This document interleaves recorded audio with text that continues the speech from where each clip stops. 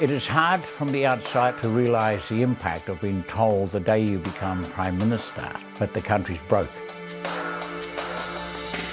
The world has sat silent as they have pursued what's called neoliberal economic policies, and in fact they have failed. But you embarked on that model, did you not? The whole essence of leadership is to have a view, to have the capacity to see a different world. In the early days, the slogans were "the treaty is a fraud." And on reflection, of course, they were absolutely right. The fact that some found that disquieting, unsettling, was of, in all honesty, little consequence. The government could have gone the 3 years, but then other events intervened. There's always those eyeing the job. And as we know, while I was away, others were plotting. Is there a sense of betrayal, though? Betrayal's a very strong word. Your personal ratings had a massive... Or they were the lowest in polling history. Nobody will beat me either. I mean, I've got that, I'm sure, forever.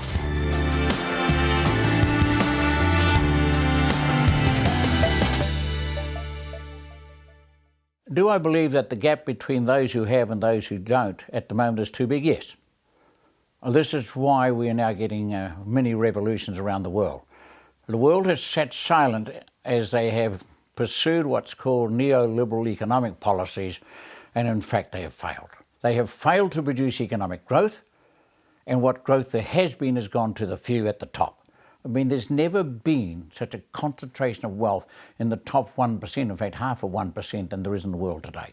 So demonstrably that model needs to change. But you embarked on that model, did you not? No, not to... I mean, you can start down the road, but you don't have to follow that road. You actually have absolute rights to change and to vary and to modify policies. I mean, it would be ridiculous beyond belief to say policies we introduced in December 1990 are the factors that are delivering inequality in New Zealand today. But if you deregulate a labour market, if you privatise assets, if you cut taxes, which all happened in the 1990s, then aren't you... And since. Yes. Isn't that neoliberalism? Well, you can call it that if you want to. I don't have any problem with it. I don't have any problem with calling it that. Let's call it what you'd like to call it. What would you call it? I just called it pragmatic policies to address an issue.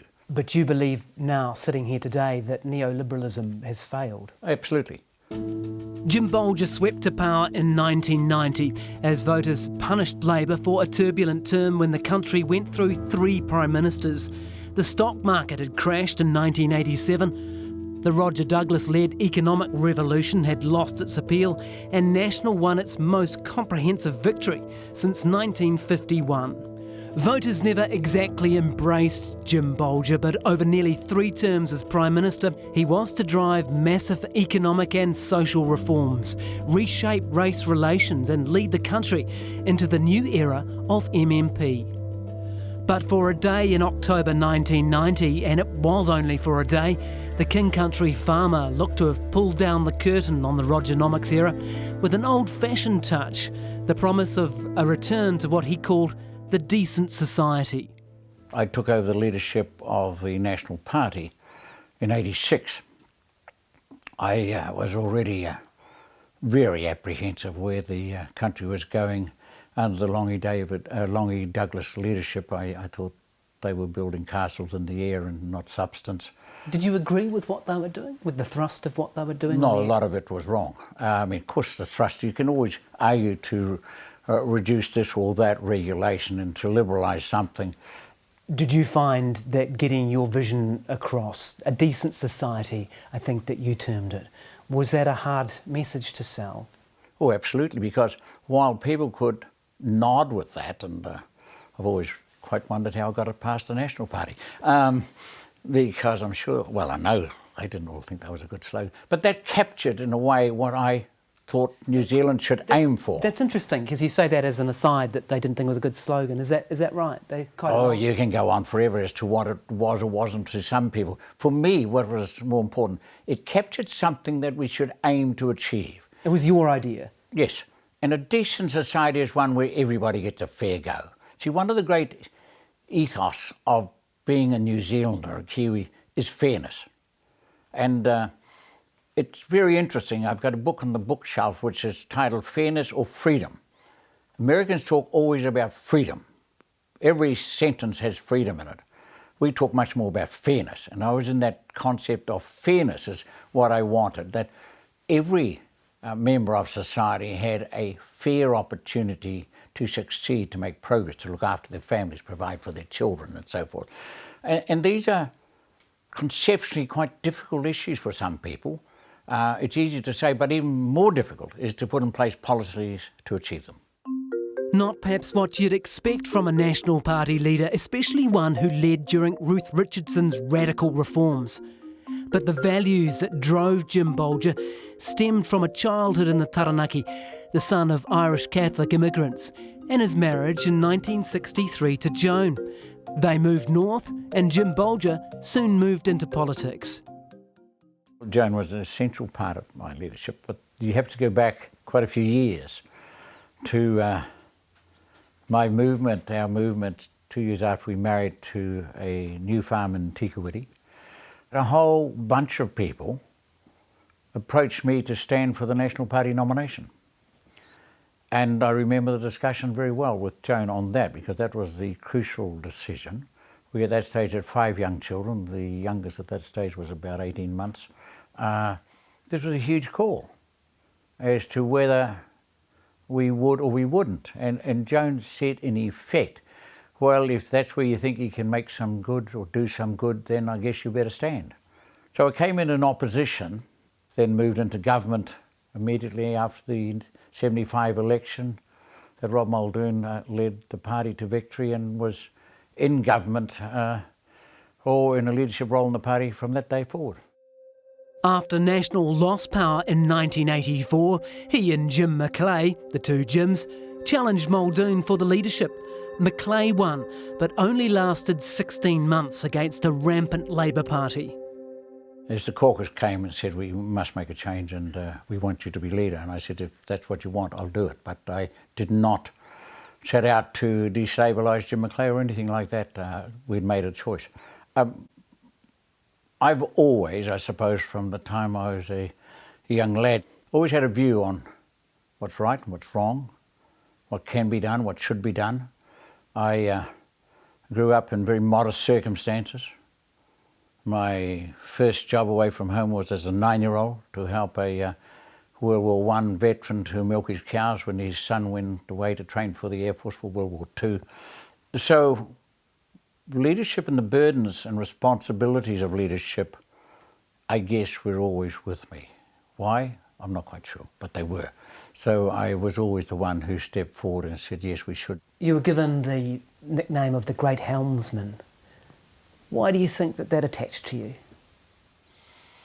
I've often wondered that, but I think it's probably because I did tend to think about where and how do you lead.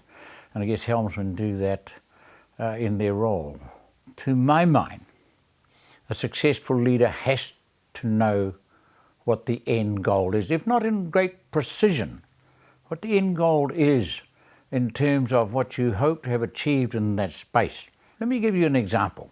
It was a wartime measure that was brought in, that shops were closed on Saturdays, and then of course there were exceptions, and exceptions always make a very difficult rule to run. But much more important was society had moved and more women were in full-time employment. And we still had the nonsense that the only time they could shop was Friday evening. But it brought you a lot of grief. Of all the things I did in politics, I had bigger protests against changing the law to just permit Saturday shopping. The only grief New Zealand have now if somebody tried to reintroduce the old law. I mean, it's an exercise in leadership. You have to move at times against the common perception or the majority view. People are nervous of change. It creates uncertainty. And the only way to make change work effectively is to move from stability to the new stability quite quickly. Don't dither in the middle. Those leadership lessons learned as Labour Minister back in the 1970s were pivotal years later, in 1990 when Bolger found himself Prime Minister. On the Saturday night, he celebrated victory. But the next morning, the phone rang. 17 hours after I won the election, I had officials in panic in Wellington demanding to see me as the incoming Prime Minister that day, Sunday. And I said I'd be there on Monday. They rang back and said they had to see me Sunday afternoon. Contemplate that. just won the biggest election victory in New Zealand's history. Allegedly, the books were balanced. The country's economy was in great shape. That was the story the Mike Moore-led Labour government had put out, and his Finance Minister, David Cagle, up and down the country. All a fiction, all a lie. So the officials demanded, there's no other word, that I appear before them on Sunday afternoon, and I did. And quietly and with a pale face, they said, "You need to take over, Mr. Bolger, because the Bank of New Zealand has to report by Friday, and if it's not given support by then, it will collapse." And what did you say? I said, "Not my problem, go and see the Prime Minister. He's Mr. Moore, in case you don't know his name." That's what I said to them. "Don't bother me, you knew this last week." So they got a little paler. And but they said, "Prime Minister." I said, "No, I'm not Prime Minister." Well, of course, what I had to do, I invited, I think, McKinnon, my deputy, Bill Birch and Ruth Richardson to come to Wellington that afternoon. I'm not sure they all got there that afternoon. And we started to work on a rescue package for the Bank of New Zealand. And Bank of New Zealand at that stage, I think, had 40% of the commercial paper in New Zealand. So if it collapsed, half of New Zealand's companies would have collapsed. It was that big a deal? It was that big a deal. It is hard from the outside in the distance of 20-some years to realise the impact of being told the day you become Prime Minister that the country's broke, that what you thought was a strong economy was a weak economy, that the largest bank that you owned 80-some% of was bankrupt. You have to start changing your thinking very quickly at that stage. Do you remember how you actually felt at that time? Angry. Angry at the lies that had been told in the campaign. That I remember with great clarity. That the New Zealand public had been deluded that we were running a surplus in the government's accounts and the balance sheet was fine. And you recall that the Minister of Finance and myself announced sometime in the next following months the introduction of the Fiscal Responsibility Act, and that was to require the Treasury before every election, not the government, the Treasury themselves, to release an update on the economy, so no future elections could be run on that fraud. Why does it still make you so angry? Because the lie was so big. Because it derailed your Prime Ministership early on? Well, it derailed New Zealand. I mean, it was so dishonest. They'd part privatised the bank. I presume they took their eye off it, though they owned overwhelmingly 80% or something. And they let it get into lending practices that were non-sustainable. Simple as that. Just to push back on that a little bit, the bank had reported big losses quite recently. You must have known that there was some trouble in the bank, at least at the BNZ, because it never a suggestion, though, that it wasn't solvent. The only time that suggestion came was Sunday afternoon after the election. And it was, rather shattering advice to receive just after you had the euphoria of a very big election result. So, as I've said, my electoral honeymoon lasted 17 hours, and then we had to get down to the hard grinds. So then you come forward, and we had to bring through some very tough measures. Tougher than anyone anticipated, for new Finance Minister Ruth Richardson, already keen to extend Roger Douglas's neoliberal reforms into social welfare. The threat of the BNZ collapsing was a political opportunity. For Bolger, it was a crisis and required drastic action, starting with a broken promise and the most controversial decisions of his prime ministership.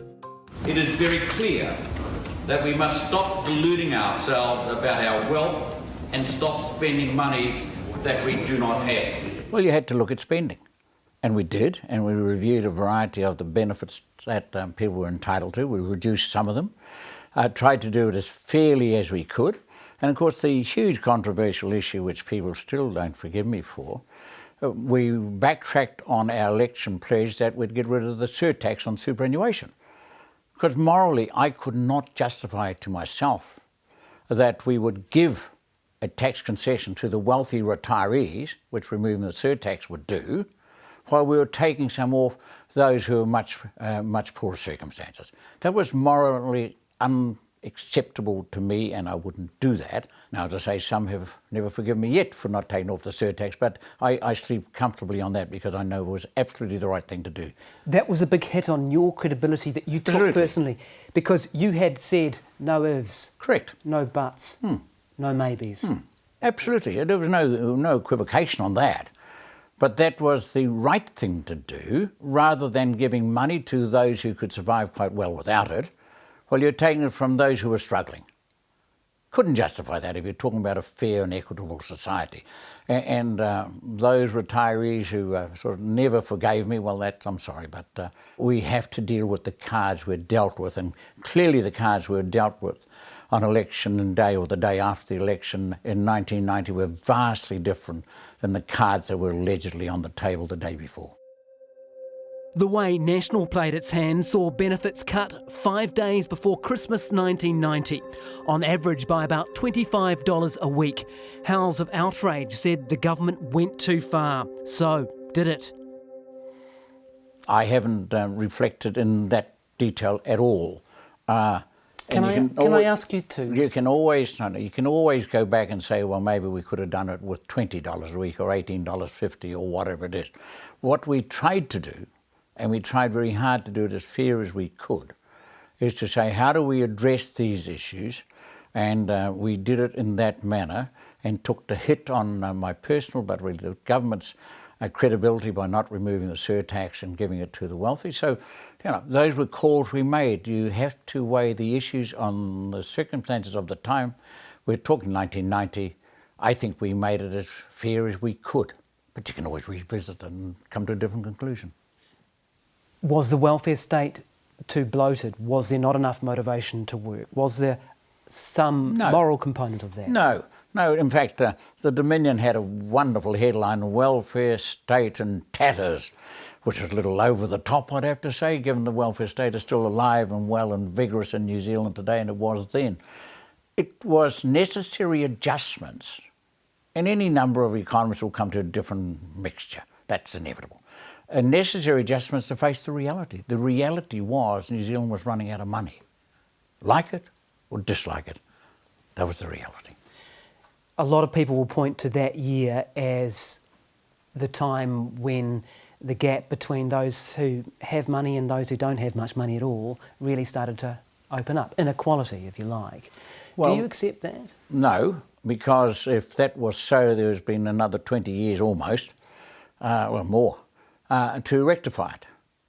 I mean, if that was an overcorrection, then governments, my own and two others, have had any number of opportunities to correct that. Do you think they when should they have? weren't confronted with the drama of the BNZ and many, many other things. It wasn't only the BNZ, I mean, the whole of the books were shonky. These were very controversial decisions, weren't they? And some pretty significant changes there.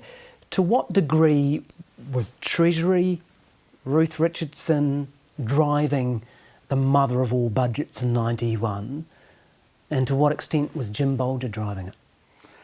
The simple answer is, of course, every decision that went before Cabinet and then into the public as policy was passed through the Cabinet, and I lead Cabinet as Prime Minister, so there's no question mark that somehow either the Minister of Finance sneaked something around the back door. And I mean, what we agreed to and went on with it. But I mean, I knew and everybody else knew where Ruth's position was on economic matters. The only thing that was unexpected that she would be producing her first budget within a few weeks of being elected to government in 1990. That was known. I mean, I had announced earlier that she would be the Minister of Finance before the election. Why had you done that? Why did you appoint her as Minister of Finance? Because I believed in the circumstances we would inherit broadly, and to give confidence. I mean, you've got to really look at, I guess, a big chunk of the traditional National Party who thought that Roger Douglas's policies were a great gift from God, and they were making money out of them, and therefore it had to be a great gift from God. And they wanted to be certain in their mind that we were going to continue to run a tight economic ship. But you're saying that you wanted to show a continuity. Well, I wanted to show continuity. I wanted to show continuity in certain aspects of economic policy. So, with Richardson, do you regret appointing a finance minister? No. No regrets there? No, I've got no regrets on that. I mean, I think we did a lot of good things in those first 3 years. In that same mini-budget, National moved on its other contentious reform, the Employment Contracts Act. Whereas Longy and Douglas had kept away from the labour market, the new government had no such compunctions. These were changes that Bolger had wanted to make since he was Labour Minister back in 1975. The Minister of Labour in that era was the chief, wage negotiator in New Zealand. All major disputes ended in his office, or her office, but I think they're always his. Was it actually a situation where the minister and a union leader would be sitting, I presume, in your office, trying to work out what a sector would be paid and actually working it out into the dead of night? Yes, I mean, when I became minister, I remember Rob Muldoon as Prime Minister, and said, Jim, I'll give you that big office there on the ground floor because you'll have it full of all sorts of people. I think he said all sorts of thugs, in fact. He could say sometimes we did from both sides. So yes, we would negotiate endless hours. The media would be camped outside the door. What we had was totally dysfunctional. And there was no other way of putting it. We all recall, those of us old enough, that the ferries used to go on strike when the school holidays started and these sorts of things. The meatworks were probably the worst place, and they had strikes every week. And it was terrible in terms of the farmers, in terms of the stock. They would be transported to Auckland or somewhere and then be sent back 3 or 4 days later, having never got off the trucks. The Humane Society would be all over it at the moment. So by May 1991, with unemployment at 10% and huge protests nationwide, Bolger, with Bill Birch, had pushed through the new law.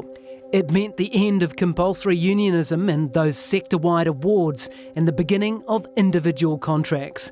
National promised more freedom and flexibility, but it devastated the union movement. Membership almost halved within 5 years. Long before the 1990 election, we had drafted the outline of the legislation, the Employment Contracts Act, to put greater responsibility back on the individual leadership in the unions and in the employers rather than the central bodies. And of course it was controversial, and our Labour opponents said it was terrible and it was vicious and all the rest of it. But now for years we have very few strikes. People go to work, they know they're going to be employed, they know the job is there, they're not going to be on strike, they're not going to be on the picket line. People know the buses and the ferries and everything else will work. I mean, it's such a dramatic shift, and I think it's arguably one of the shifts that made the biggest input into the success of the New Zealand economy. I mean, it's had its ups and downs, but since 1990. So you would credit that legislation as one of the major elements of New Zealand's economic reform and, in your view, economic success over that time? Without question. And it was interesting that the Helen Clark Labour government only tittle around the edges of it. People would argue that it has dramatically reduced union participation in New Zealand. Did you think it would have that impact? We're now something below 20%, aren't we, in terms of participation in unions? Indeed, was that the desired effect? No, that wasn't a goal. I mean, I've said endlessly that unions had a role and a function to play. I absolutely believe that workers have absolute rights to organise themselves, to have a common voice if that's what they want. And I could argue that, in fact, the unions are probably too small now to have the influence they should have. Really? You believe they're too small? I think they probably are. I haven't studied this, but I mean, really what the employees, what the workers have to decide is what they want as their voice. Do they want a different voice? I mean, there's no question, looking at the world today, that there is a growing imbalance between the few who get all the money and the rest who don't. I mean, that's documented everywhere, and it's leading to the disruption in political systems across the world, or across the developed world. There's also some evidence that wage growth was possibly kept low by the Employment Contracts Act. Do you accept that? Oh, probably in the early stages. But then we had to make adjustments to an economy that was heading for bankruptcy. But I mean, the simple fact is that we had enormous imbalance in where wealth was going back then. We then had, it all ended with the 87 crash, and what used to be considered rock-solid stock market shares dropped by about 2/3 to 3/4 to 4/5, and it all collapsed in a mess because it was all just held up by, frankly, bullshit and hot air and no substance, and that's what we inherited. So you had to make change. But after almost a decade of constant revolution, New Zealanders were wary heading into the 1993 election. Having promised the decent society, Bolger had delivered benefit cuts, labour protests and broken his surtax promise. He and his government were unpopular, yet his saving grace was that he was up against a Labour Party still unforgiven and at odds with itself. After a frantic campaign between Bolger and Mike Moore, election night was too close to call. What I could have said was bugger the pollsters. It'll be a long night for Mr. Bolger and Miss Richardson, but it won't be as long and as cold a night as it has been for all the young people in this country since they were elected. From a backroom at the Tikuiti Arts Centre, Jim Bolger picked up the phone and called his opponent.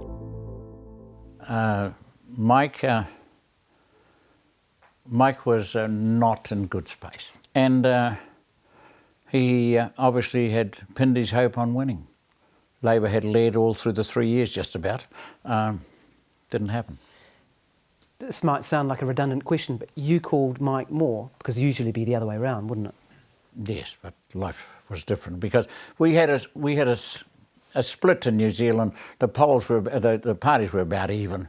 There was no government was going to be elected that night. I think David Longy said that it was the best speech I'd given ever was the speech I gave to the nation that night to get calmness and sense of the country. We just going to wait a little longer before we knew who was government. Was not the 93 election result a bit of a pox on both your houses? It was certainly, well, it was a miracle we got back because we've been so far behind. I was saying we were going through Europe when the worst poll came out, and I think we were 21% or something. And your personal ratings had a massive hit. Oh, they were the lowest in polling history, you know. I mean, you had 7, 8, 9% preferred PM. I'm going to say, lowest in polling history. Nobody will beat me either. I mean, I've got that, I'm sure, forever. But that comes back to then having the conviction and the courage to say, yes, this is working, it will work, and I can sell it to the New Zealand public. But there was one thing that Bolger decided he couldn't sell to the New Zealand public: another 3 years of Ruth Richardson as Finance Minister. The time has come to recognise that the big moves are behind us and a different style of management is called for. Well, I just believe that Ruth's skills were not going to be applicable, suitable, empathetic with a different parliament. When you have a parliament with a huge majority, you've got one thing. When you've got a parliament with a razor-thin majority, and you know that's going to change, you know in the lead up to MMP a few months later on, well, 3 years later on, but the process was starting then, that night, you would need different personalities and different skills. And I believed I had such a person in the cabinet, in Bill Birch, who would be able to manage that. Big call for you. Yes. To do that. I didn't expect Ruth to leave, but when she decided she was going to leave, well, that was life. I had exactly the same problem with Rob Muldoon, who wouldn't accept a position outside cabinet, so he left. No. The two R's had somewhat similar personalities in a way. After the drama on the night, Bolger ended up with a working majority of just one. But overshadowing all that was the fact that New Zealanders had voted to ditch the first-past-the-post electoral system in favour of proportional representation. The MMP era had begun. I think it was a mistake to run such an important referendum, constitutional referendum as MMP alongside a general election. I think the issue is so big it should have been separate. I didn't think that at the time, and it gave no thought to it. Actually, you know, you're looking for what is the simplest and cheapest way to do it. But on reflection, I think that was a mistake. And I think you reflected that MMP had come early in a way. It had. I don't know how many coalition governments have formed in that period between 93 and 96. I mean, you had the right of centre party formed. You had one Christian Conservative, then you had another Christian party formed. Then a whole bunch went off and formed the United Party or something. It's hard to keep up. Each and every time I had to form another coalition government. You know. Back to MMP, you were never a supporter. No. Now I thought MMP was. Let me go back one. I strongly supported moving to some form of proportional representation. I thought the first past the post had demonstrably gone to the end of the road as far as it was, and that was particularly in '81 when Social Credit got about 20% of the vote and 2 seats in Parliament. You can't say that as fair representation, no matter how you mix or mangle your words. So proportional representation I was interested in. I was more interested, however, in terms of the structure of Parliament to have an elected second chamber, to give the balance in Parliament. We're the only sort of Western-style democracy of our kind with a single house. Doug Graham, my good friend Doug Graham, and I reflected once or twice or 3 times whether or not we would have an elected second chamber that would be 50-50, Maori, non-Maori, to reflect the partnership concept which the Court of Appeal had articulated in the judgment that Justice Cook had brought down was the intent of the treaty. How far did that proposal go? Between Doug and myself, about nobody else, because it clearly wasn't going to get traction within the party or, frankly, within society. Would you like to have that today? I think we're making great progress where we are today, so why upset it? Do you think MMP has been good for New Zealand on the balance? We had to move to something, and it's much better than first past the post. I think one of the factors that has meant that New Zealand has not got into some of the turmoil like the United States, for example, or even Britain with Brexit, is that in fact there is a multiple party system, and people can express their views to different parties who have different values, different policy ambitions and agendas. And I think it has been a very valuable asset for New Zealand going through this quite tumultuous period in world affairs. Yeah, because you don't waste your vote in that sense, do you? I mean, if 20% of America votes for one candidate, they might not have any representation None at all. And that pressure builds up, right? Yes, and that's exactly my point. The pressure builds up. And of course America, which is almost ultimately the 2-party system, and only 50% ever vote on a good day. So they have almost abandoned democracy. It's a terrible thing to say, but when you're only getting 50% vote, they're getting close to abandoning democracy. That's a big call. You were ambassador to America. You've got a lot of knowledge of America. You're saying that America has almost abandoned democracy. Well, I'm just going on the facts. If half them don't bother to vote, they are saying it doesn't make any difference. And if you're saying it doesn't make any difference, then you're saying the system doesn't work.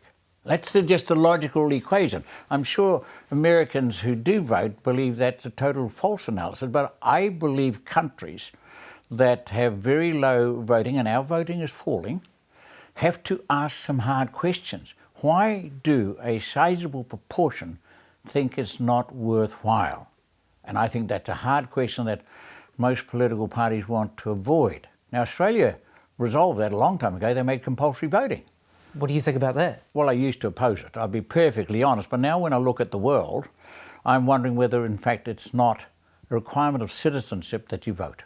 You believed, as I understand it, that we no longer needed the Māori seats if we had MMP, and at the time you went back and said that you were wrong to agree to 5 Māori seats rather than them being abolished. Is that still your position? The Royal Commission said with MMP and the Maori Party Maori's been able to form their own party, then the 5 special seats, which have been there for an awful long time, no longer were required. I disagreed with the Royal Commission at that time. But now when it's very clear that Maori can establish their own party, more than one party in fact, I think the need now for separate Maori seats, designated as such, is past. And you were very early in terms of knowing that those strategic deals in Ohariu, Belmont, Wellington Central, wherever it was going to be. You were a very early adopter of that being the strategic reality of MMP, weren't you? Well, if you've got a new system, you better understand it. And I believe I did understand it. And frankly, not that hard to understand if people think about it, but most don't. Many out there today don't even think about it. And we've still been having these conversations over the years. They've been termed dirty deals. Yeah, all the rest of it. We collectively, by a small margin, brought MMP in as our system. Then we have to bring everything else that goes with it. I mean, parties aiming to form the government, reaching agreements or arrangements with other parties to assist that. I mean, the Green Party didn't stand in the recent by-election because they want to assist Labour win. I mean, these are realities under MMP. As Bolger began wrestling with this new way of doing politics, he began asking New Zealanders to wrestle with some much older issues. Honouring the Treaty of Waitangi, previously a catch cry of the left, became perhaps the defining legacy of his time in power as he took his party in a new direction on race relations. I don't know where you put the starting point of me looking seriously at what we hadn't done in New Zealand. And I often use the starting point of the early Waitangi Day celebrations that we used to attend as members of Parliament. And in the early days, the slogans were, "The treaty is a fraud." And on reflection, of course, they were absolutely right, because what the treaty promised hadn't been delivered. To that extent, it was a fraud. And then it moved and shifted to honour the treaty, which is really where I think you could say the work that I and others have done has moved to take New Zealand with us, to honour the treaty, the commitments that were entered into. And what we're really talking about is New Zealand's honour. I mean, people try to get the word, and will they mean a bit of this and mean a bit of that? But there's no question what the intent was, that there should be a respect and understanding and acknowledgement that Maori were here first, that they own the assets of the land, and so on. I mean, this is not in dispute by any half-reputable scholar. So we then had to move from that point to what do you do about it? Bolger's first step was the Sealord Deal in 1992, a political opening too good to miss. First was a bit opportunistic. We were settling the ocean fisheries, and there was a sale coming up of about 20% of the total quota, which was my judgment and estimation about what should be allocated to Maori. And so I was Prime Minister, I invited in 3 of the senior Maori leaders to my office, and through a long evening session into the night. Doug Graham came in from time to time, Doug Kidd, who was Minister of Fisheries, came in from time to time, but essentially it was me and the 3 leaders, and we reached the bare bones of the agreement that this is what we would do. And over the night? Yes. Years of debate about how Māori would divide the quota followed. Yet if anything, efforts to settle compensation for land confiscations or raipatu created more political risk. In 1994, Bolger tried to cap the cost of settling grievances in what became known as the Fiscal Envelope. We started then with Tainu. Let me take you back one step, because we're having discussions in government how much this should cost. Treasury and the then Minister thought very little. And at one cabinet committee meeting where this was being discussed, Doug was clearly distressed at how little was being suggested. And he turned to me and said words to the effect, "Well, what are you going to do, Jim?" And I said, "Well, I'm not walking away. I have no intention of walking away.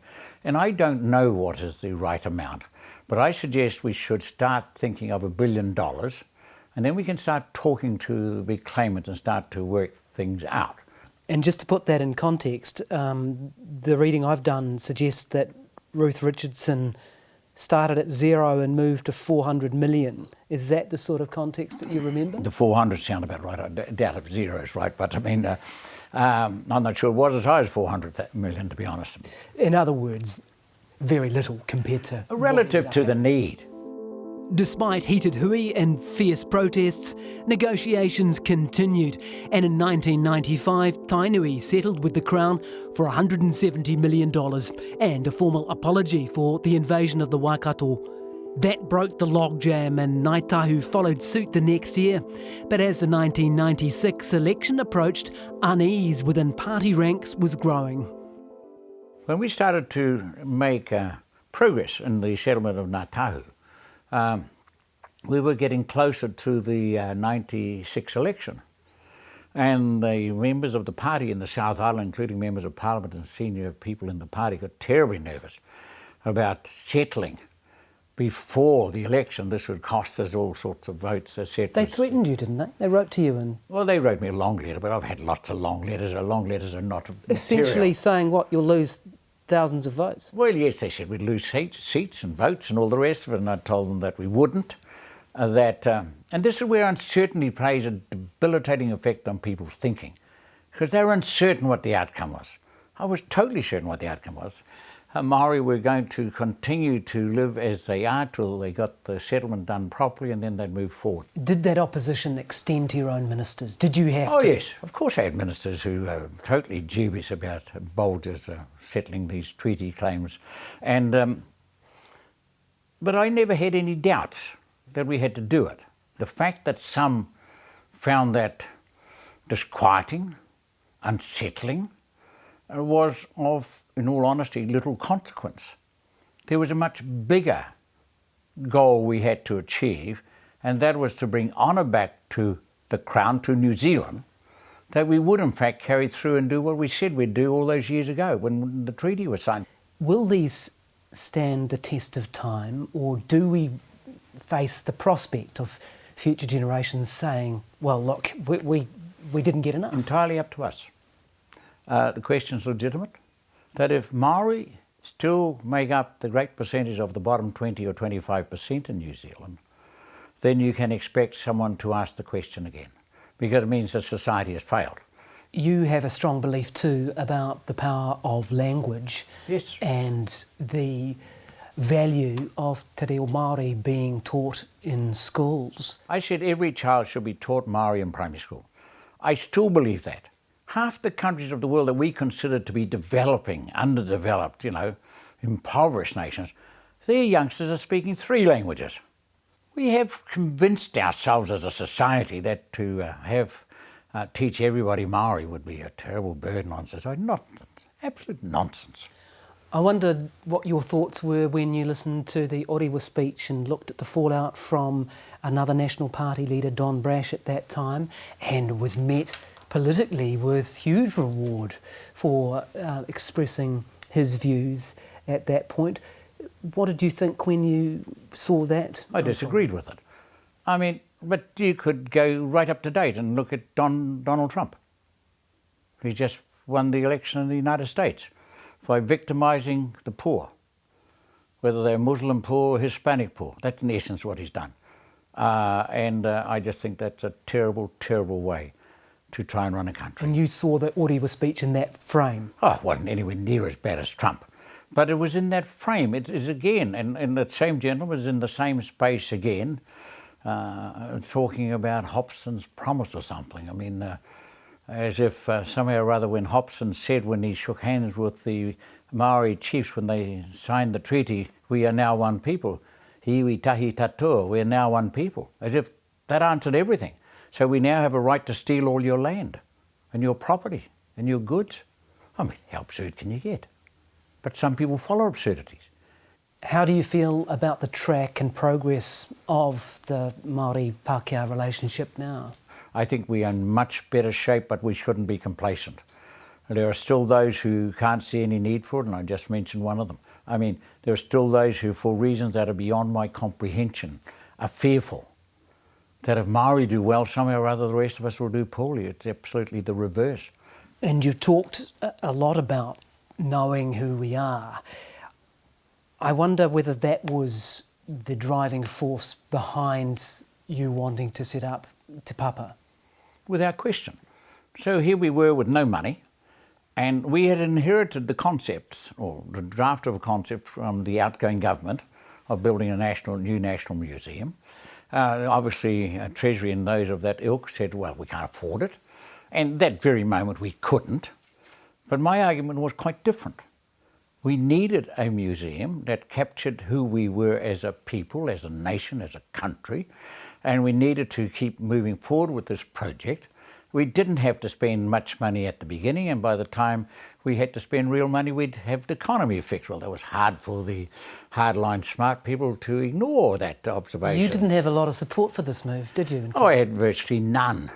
But early in your time as Prime Minister, after you just won a massive election, you have sort of additional authority.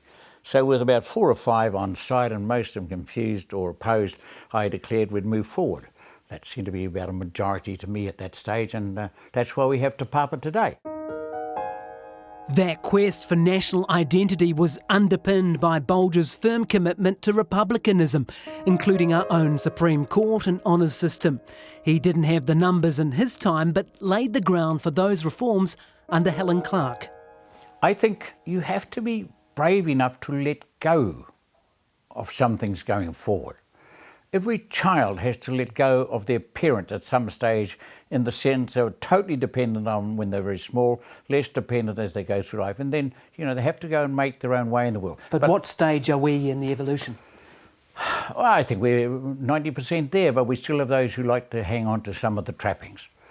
And some people love knighthoods and damehoods and so forth and so on. I declined one, of course, and because I don't identify myself. I don't need that to identify myself. I wasn't interested in people having to call me sir. Why not?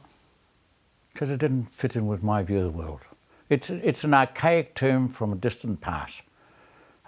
We have to sometime give up the colonial mentality. And to you, that extends to republicanism? Of course.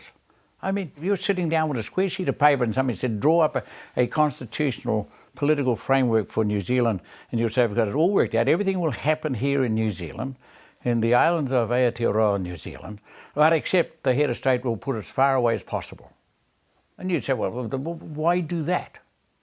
So again, we inherited it. And that's not being critical in any shape or form of Her Majesty the Queen, who I think is an extraordinary person, quite extraordinary person.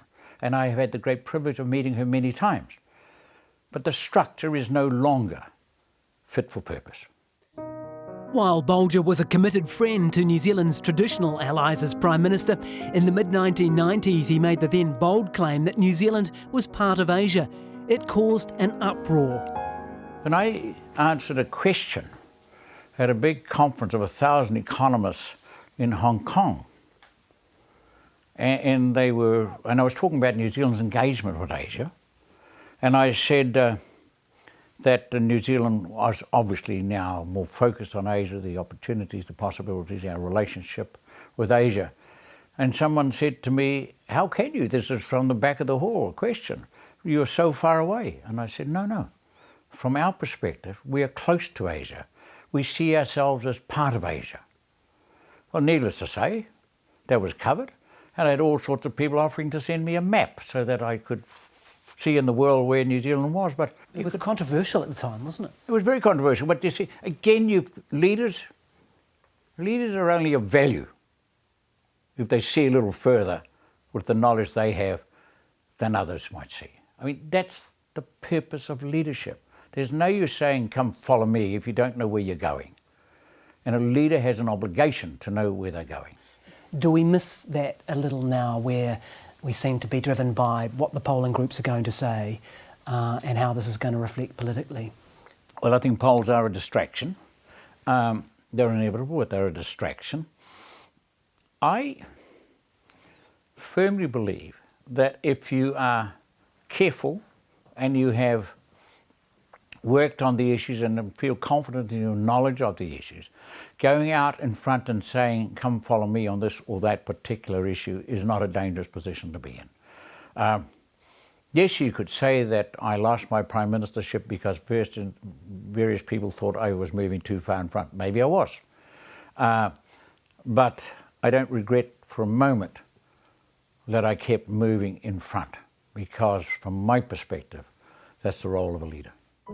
But just whether National would lead the country again after the first MMP election was very much in doubt as the 1996 campaign approached. On election night, National had 33% of the vote and Labour 28%. It was New Zealand First that held the balance of power. Few thought that Winston Peters would do a deal with the party that he'd walked out on just 3 years earlier. But Jim Bolger was one of them. It could have been portrayed as a disaster for Labor. They could have said it got the lowest percentage of the vote they'd had since 1931. So I was amazed at the media's enthusiasm that Helen Clark was going to form the next government. Obviously she had a possibility of doing that, but the sort of slam dunk that some seem to think was there was not realistic at all. I knew that as the largest party, that gave you some leverage. I knew equally that with New Zealand First, that National and New Zealand First could form a government where a Labour-led government had to have 3 parties in it. I thought that was a huge benefit to us. But as we know, it took 2 months of negotiations. But many looking from the outside thought that what was regarded as the personal animosity between you and Mr. Peters would prove the stumbling block. You had sacked him as a minister, he'd formed his own party, he'd railed against National right through that time. His number 2 had said he'd never sit around a cabinet table with Bill Birch or Jenny Shipley or any of these people. How was it that you came from that position to doing a deal with Winston Peters? Leadership, the skills of leadership, to bring people to the acceptance of what was the right and best way forward. And this took us a lot of time, and I wasn't the only one involved, but we finally it happened when Winston and I sat down and had a very long discussion, right at the end of the whole of the process. Can you tell me about that? There was many gathered. We were in Winston's office, I went across to see him. Many gathered, but they all finally drift away. There's a sense that comes into people in such circumstances that they're no longer relevant. They're redundant to this discussion and they quietly drift away. So in the end there was Winston Peters and myself there.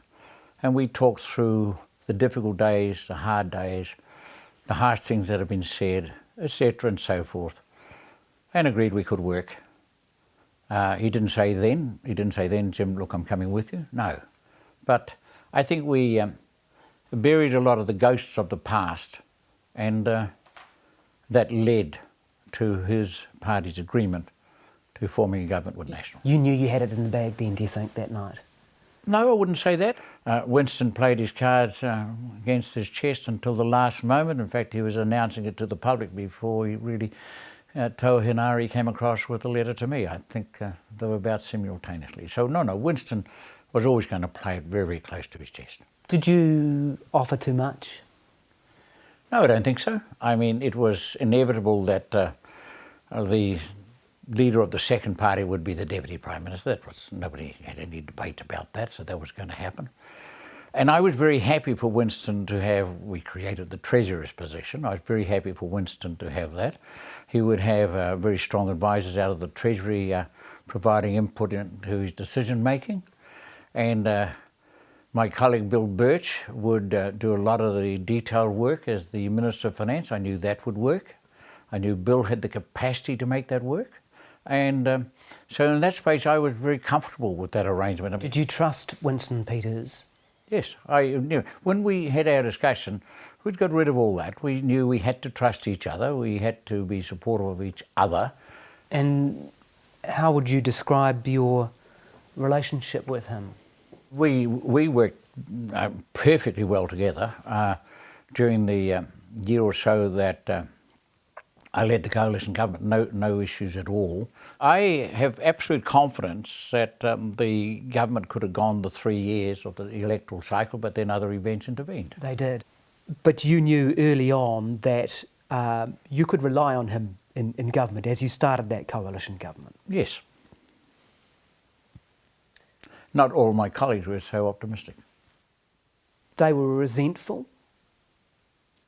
They were absolutely ecstatic on the night that they were going to become part of a government again. They'd be ministers and so forth and so on, but some of them rapidly forgot that. There was still a high level of, I guess, unease about the whole question of MMP.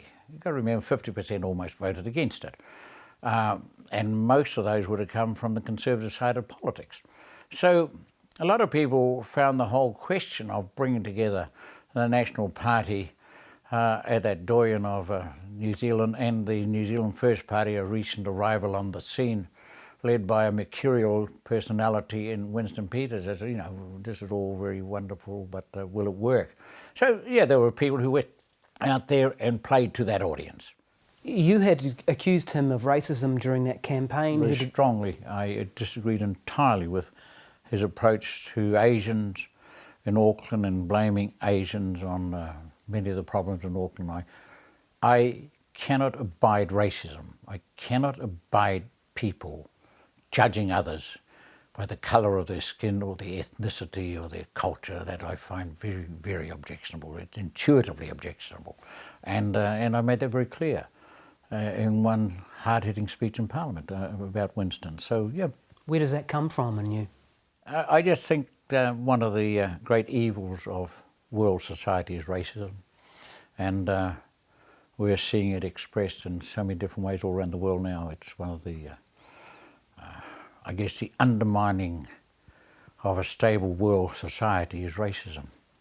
The falling out of Brexit was because immigrants were coming in.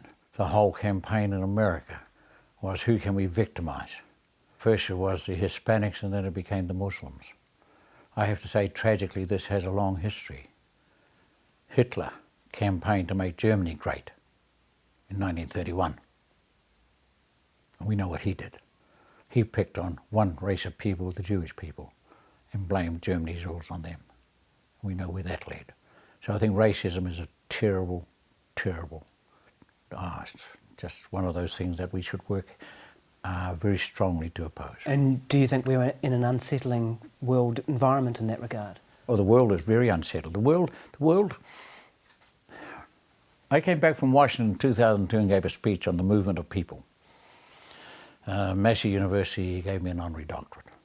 And I set out there in the inevitable movement of people. You have the white race of the world, which is dying out in the sense that no white country, as far as I know, has a birth rate that is replacement levels. Therefore, it's inevitable that people from other races, cultures, histories and backgrounds are going to move. And essential that they move to where the white countries are now, the European countries, if we like the term, but that's non-descriptive. And a lot of people are very nervous about that. And that's because we don't educate people in our schools to that reality. We prefer to teach our own individual histories rather than teaching the reality of the world that we're in the 21st century. And none of this racist xenophobia that's out there will stop what's happening because it's inevitable. Countries like New Zealand and countries like Australia, countries like America, countries like all of Europe require immigrants as workers and taxpayers. Simple as that. And if we had leaders who would step up and talk about it, then we'd be in a much safer world community. Do you think that New Zealand risks these kinds of issues over immigration? It is often debated here, but not debated on a nasty level quite yet. Thank God we don't debate it at this moment. Well, we have had nasty episodes. We had dawn raids on Pacific Islanders. We've got over that now. Most of them play for the All Blacks, so everybody's happy now. But we certainly had that period when people were looking at Asian migrants as the problems of Auckland and were blamed on them. I think we're fortunate we haven't gone there, but being fortunate is not enough. We have to consciously put in front of New Zealand is the reality of what we need in this country, and we are and we will continue to be, and more so, a multicultural society. Nobody in New Zealand comes from timid ancestors. The timid ancestors stayed home in their original country. That's the reality.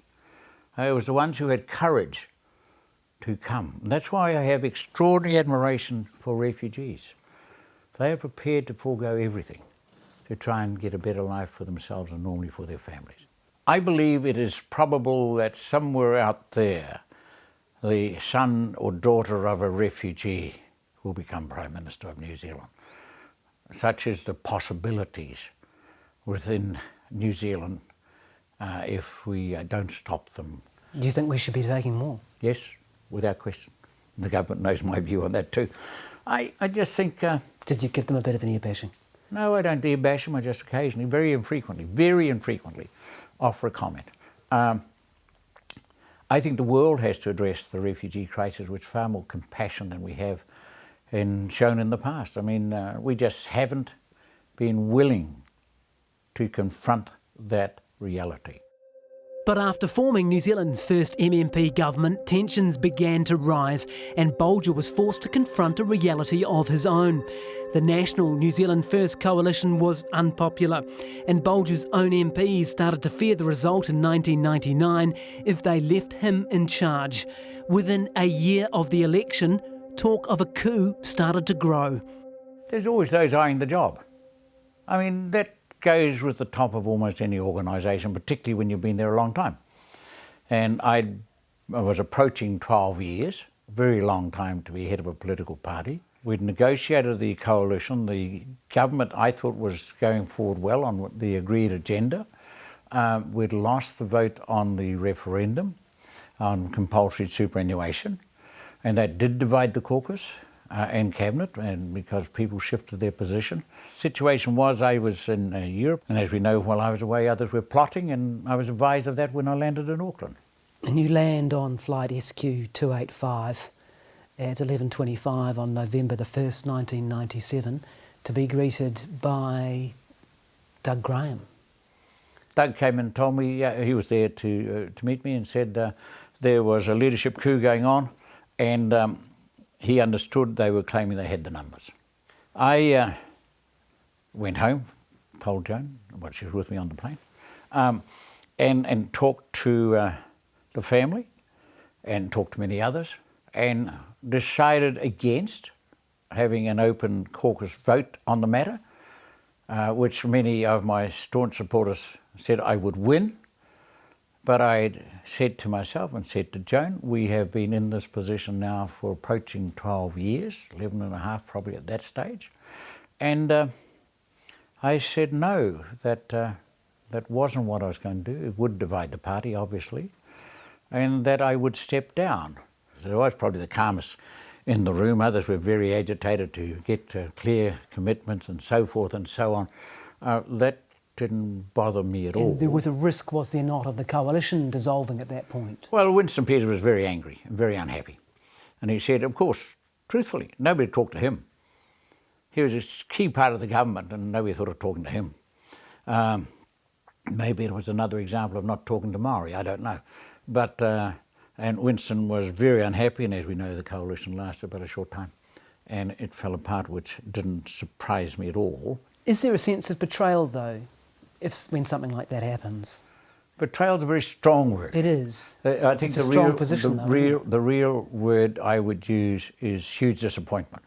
So nobody had the courage to come and say, Jim, when are you thinking of leaving? There's some of us think that we need to have a new leader for A, B, C and D, whatever reason there are. That discussion never happened? That discussion never happened. Why is it done that way, or why was it done that way? I mean, we had the famous plotting and the, Te Puke bypass folder and all these sorts of clandestine meetings. Is that the way that politics just has to be? No, I don't think it does, but there you go, that's where it seems to happen. I don't think it does. But of course, by doing it in the messy way that we did, we then went into, 4 leaders before we could win an election. Lost the next 3 elections in a row. Got demolished in 1999, 2002, crawled back in 2005, and John Key won in 2008. So it does a lot of damage when you do that? Absolutely. Demonstrably it's going to do damage. And the thought, if it was the thought of those who engineered the coup against me, that they'd just go on and win the next election, I have no idea what they would have been basing that on. But there you go, people make their own decisions. It is quite a challenging constitutional or even democratic situation, isn't it? Because in that sort of situation, the Prime Minister of the country, the leader of the country, is effectively being elected by, I don't know, in that case 43 MPs or whatever the number was. But all recent examples of 43 MPs or 48 MPs or whatever electing the leader has failed. I mean, Geoffrey Palmer became leader under those circumstances. Mike Moore became leader under those circumstances. Jenny Shipley became leader under those circumstances, and they each went to their defeat at the next election. So the public obviously doesn't buy that argument very well. Jim Bolger retired from Parliament in 1998 after 26 years, 7 of them as Prime Minister. Looking back over his time, 2 terrible tragedies stand out. One, the second week, which was the Aramoana shooting. 13 or 14 shot dead by someone who'd gone berserk with a gun. And all you could do was walk amongst the community. The bloodstain's still on the ground. And it's really, there's no place you feel more inadequate. What do you do? What can you say to a community like that? Who've just seen their own murdered in front of their eyes, including the local policeman. So that was the first one. And then Cave Creek, which in some ways might have been even worse. The platform was inadequately built. They had carted the bolts up and not used them. So the platform was held together by nails, and maybe there were a few too many young people on it or not, but if it had been built properly, it would have carried them all. So you knew that afterwards. Dennis Marshall, being an extraordinarily honourable man, offered to resign almost immediately. And I said, Dennis, that won't solve anything. I want you to go back and make sure it doesn't ever happen again. That was a mistake. Not because it was Dennis's fault, honourable as any man went into Parliament, but because there was, I'm sure, in the minds of some of the hurt families, destroyed families, a sense that nobody was taking responsibility.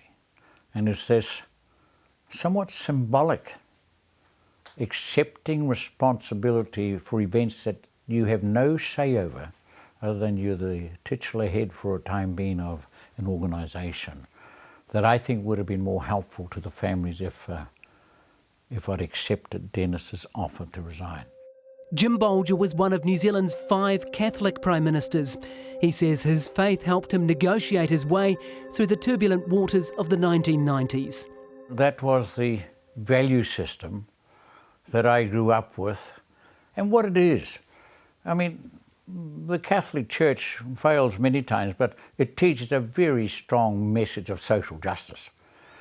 And if everyone was to follow the teachings of the Church on social issues, then we'd have a much more socially just world than we have at the moment. Did that jar or challenge you when you were making decisions like having to reduce welfare and those sorts of things? Of course, but you then have to balance that.